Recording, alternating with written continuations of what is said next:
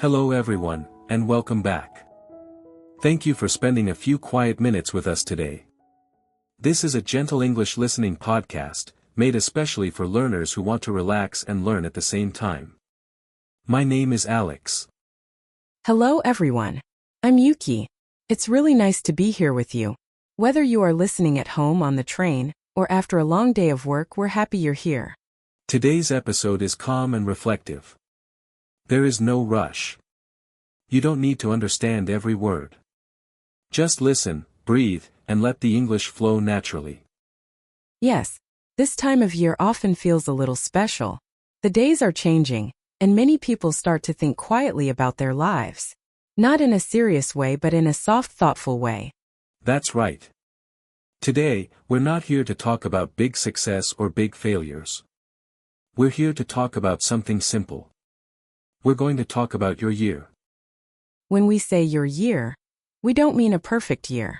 We mean a real year. A year with busy days, slow days, good moments, and quiet moments. As you listen, you can think about your own year, too. How did it feel? Was it fast? Was it slow? Or maybe a little of both? There is no right answer. Just listen and enjoy this gentle conversation. All right.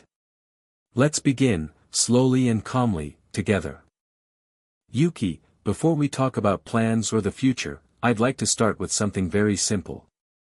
When you think about the last year, what is the first feeling that comes to your mind? That's a gentle question. When I think about my year, I don't see one clear picture. I feel a mix of things. Sometimes I feel tired, but sometimes I feel calm. It wasn't a loud year. It was a quiet one. A quiet year. That's a beautiful way to say it. Many people feel pressure to say, it was a great year or it was a bad year. But real life is usually somewhere in the middle. Yes, I agree. I think it's okay if your year doesn't have a strong label. Not every year needs a big story. Some years are just about continuing day by day. Exactly. Looking back doesn't mean judging yourself. It doesn't mean counting achievements or mistakes. It simply means noticing what happened and how you felt. When I look back this way, I feel lighter. I don't feel stressed to explain my year. I can just say, this is how it was. And that feeling of lightness is important. Reflection should not be heavy. It should help us understand ourselves, not criticize ourselves. So today, as our listeners think about their own year, I hope they don't feel pressure. Just one feeling is enough. Yes. Let's look back gently, without pushing ourselves. You know, Yuki, when people talk about the past year, they often say one thing. They say, time went by so fast. Do you feel that way, too? Yes and no. Some days felt very fast, almost like they disappeared. But other days felt long and slow, especially quiet evenings after work. That makes sense. Busy days often move quickly. When we are focused or tired, we don't notice the time passing. Exactly. On work days, I looked at the clock and suddenly it was evening. But on weekends when I stayed at home, time felt different. 1 hour could feel very long. I feel the same. When I try something new or learn something new, time feels fast. But when I wait, or when I'm unsure, time feels slower. That's interesting. So time itself doesn't change. Our feelings change how we experience it. Yes, that's a good way to say it. A year is made of many kinds of days. Fast days, slow days, busy moments, and empty moments.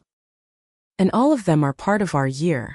Sometimes we remember only the fast days, and we forget the slow ones. But the slow days matter, too. They give us space to think and rest. So maybe when we look back, we don't ask, was the year fast or slow? We ask, which moment stayed with me? I like that question. It helps us see time more gently. Yuki, when people look back on a year, they often talk about big events. But today, I'd like to ask something different. Can you remember one small moment from your year that stayed in your memory? Yes, I think I can. It wasn't a special day, and nothing exciting happened. One evening after work, I stopped by a small cafe near my home. That already sounds nice. What do you remember about that moment? It was quiet. The cafe wasn't crowded and soft music was playing. I sat by the window with a warm drink and watched people walk by outside. For a few minutes I wasn't thinking about work or tomorrow. Just being there, in that moment. Yes. It only lasted a short time but it felt peaceful. When I think about my year, that feeling comes back to me. That's interesting, isn't it? Small moments like that often stay with us longer than big events. Think so too. Big events can be exciting, but they can also be tiring. Small moments feel gentle and real. And we don't plan them. They just happen naturally, in between busy days. Yes. That's why I like remembering them. They remind me that even in a busy year, there were quiet spaces. Maybe, as our listeners think about their own year, they can remember one small moment, too. It doesn't need to be special. Just something that made you feel calm, even for a moment. Yuki, when we hear the word learning, many people think about school, books, or tests. But learning doesn't always look like that, does it? No, not at all. Sometimes we learn things without realizing it at the time. Exactly. So let me ask you this. Did you learn something last year, even though you didn't plan to? Yes, I think I did. I didn't decide to learn it. Just happened slowly. I think I learned how to be more patient. More patient. That's an important kind of learning. Last year, many things didn't go the way I expected. First, I felt frustrated. But over time, I noticed that I was reacting differently. I waited more. I worried less. So the situation didn't change, but you changed. Yes. And I didn't notice it while it was happening. I only realized it when I looked back. That's very natural. A lot of learning happens quietly, in everyday life. I agree. I also think we learn from repeating the same things. Going to work, talking to people, making small choices. And when we look back, we can say, I have learned something. Even if there was no clear lesson at the time. That makes me feel good. It means that even ordinary days help us grow. Yes. Learning doesn't always make noise. Sometimes, it happens softly, in the background. Yuki, when people talk about change, they often imagine something big. A new job, a new city, a big decision. But change doesn't always look like that. Yes, I think so too. Last year my changes were very small. But they still mattered. Can you share one of those small changes? Of course. I started waking up a little earlier in the morning. Not very early, just 15 minutes. Only 15 minutes, but that can make a difference. Yes. In that quiet time I didn't check my phone. I made tea and sat by the window. I felt calmer before the day began. That sounds like a gentle routine. It is. Before my mornings felt rushed. Now they feel slower and more balanced. I like that example because it feels realistic. Many people think change must be dramatic. But small changes are often easier to keep. I agree. Because the change was small, I didn't feel pressure. I didn't feel like I had to be perfect. And over time, small changes can change how we feel about our whole day. Yes. When I look back, I realize that this small habit changed my mood more than I expected. That's a good reminder for our listeners. If you want change, start gently. One small step is enough. Yuki, we've talked about moments, learning, and small changes. Now I'd like to ask something a little deeper, but still gentle. When you look back on your year, is there one life lesson that quietly stayed with you? Yes. It's not a big or dramatic lesson, but it feels important to me. I think I learned that it's okay to do less and do it carefully. That's a beautiful way to say it. What does that mean for you? Before, I often tried to do many things at once. I felt busy, but I wasn't always present. Last year, I noticed that when I slowed down, I actually felt more satisfied. So doing less didn't mean caring less. Exactly. It meant choosing what truly mattered. For example, instead of rushing through many tasks, I focused on one thing and finished it calmly. That kind of lesson is easy to understand, but not always easy to practice. Yes, it takes time. Sometimes I still feel the urge to hurry, but now I can notice that feeling and take a breath. I like that word, notice. A lot of lessons begin with noticing how we feel. I agree. This lesson didn't come from one big event. It came from many small moments of feeling tired or overwhelmed. And instead of pushing yourself harder, you listen to those feelings. Yes, I think that's why the lesson feels gentle, not strict. It doesn't say, you must change everything. It says, you can slow down and that's okay. That message is important, especially in a busy world. I hope our listeners can hear it too. If your year taught you something quietly, that lesson still counts. Very much so. Sometimes the softest lessons stay with us the longest. Yuki, when people look back on the past, they sometimes feel regret. They think, I should have done this, or I shouldn't have done that. Yes, regret can feel heavy, can make us focus only on what went wrong. But I'd like to look at the past in a different way. Instead of regret, we can think about direction. Direction. I like that word. It feels softer and more useful. Exactly. Every experience, even a difficult one, can show us where to go next. It's like a sign on the road. So mistakes are not something to hide from. They are something to learn from. Yes. When something didn't work, it gave us information.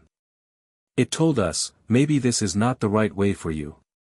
I think that's important, especially for people who are afraid of making mistakes. Many of us try very hard to be correct all the time. But being human means trying, adjusting, and trying again. When I look back at my year now, I don't want to say, I failed. I want to say, I learned where to turn. That's a healthy way to see it. The past doesn't have to pull us down. It can gently point us forward. And when we see it like that, the future feels less scary. Yes. No regret, only direction. That feels like a good thought to carry with us. So now, Yuki, we've spent some time looking back. Let's slowly turn our attention to the new year ahead. Yes. After reflecting, the new year doesn't feel so far away. It feels closer and calmer. Many people talk about goals at this time of year. But today, I'd like to use a different word. Instead of goals, let's talk about intentions. I like that. Intentions feel softer than goals. They don't feel strict or stressful. Exactly. An intention is not about forcing yourself to change. It's about choosing how you want to move forward. For me, my intention for the new year is simple. I want to give myself more space to rest. That's a good intention.